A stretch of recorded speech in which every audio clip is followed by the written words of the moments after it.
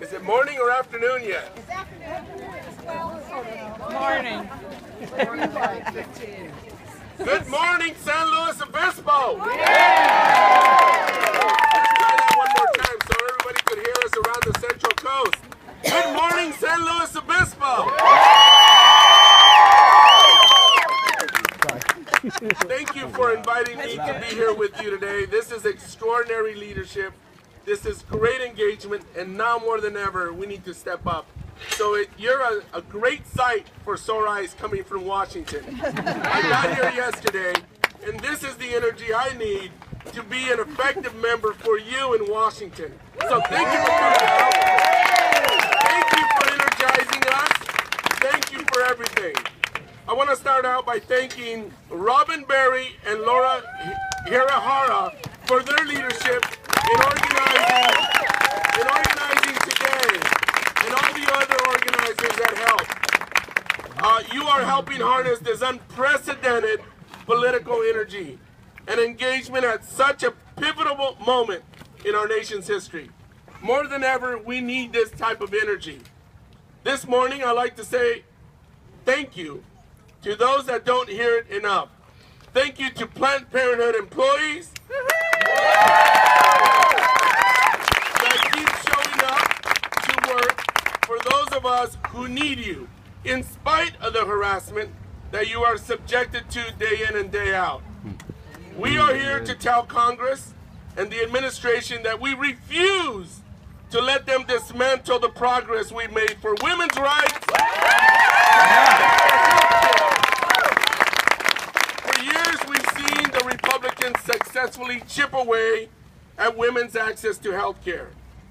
They think they have the authority to make personal medical decisions for women. They think they know better than our health care providers about the services women depend on. They don't. And they think, you're right, they don't. And they think it's no big deal to shut down hundreds of healthcare clinics offering essential services to our communities. We stand together today to say they are gravely mistaken.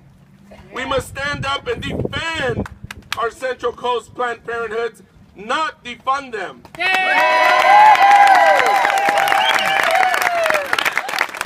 my career in public service, I've heard countless stories of the good work Planned Parenthood clinics do here on the Central Coast.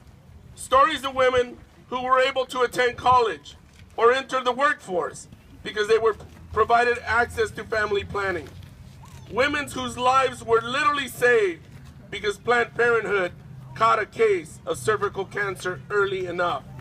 These stories must continue to be told to Republicans that defunding Planned Parenthood is dangerous and irresponsible. It's been proven time and time again that the best way to reduce the need for abortions and the federal deficit is to increase funding for family planning and preventative care, not eliminate it.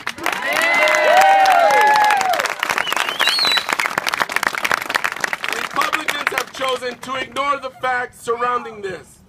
So let's take a few moments to remind them why they are wrong. 1 in 5 women in the United States has used Planned Parenthood services during their lifetime.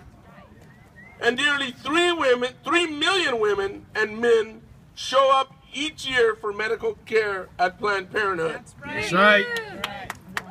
When Republicans threaten to defund Planned Parenthood, they commit to defunding access to cancer screenings, birth control, STD and HIV testing, and medical care people rely on. Which provider a woman chooses to go to for her reproductive health care is not a decision that rests in the hands of politicians. The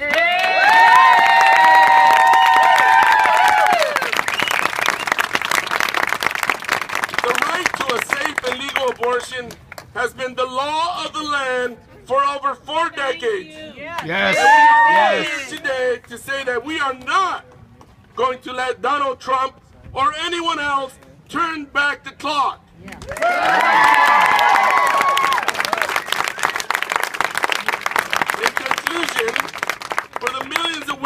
across the nation and here on the Central Coast. I recommit to you all today that I firmly and proudly stand with Planned Parenthood like all of you.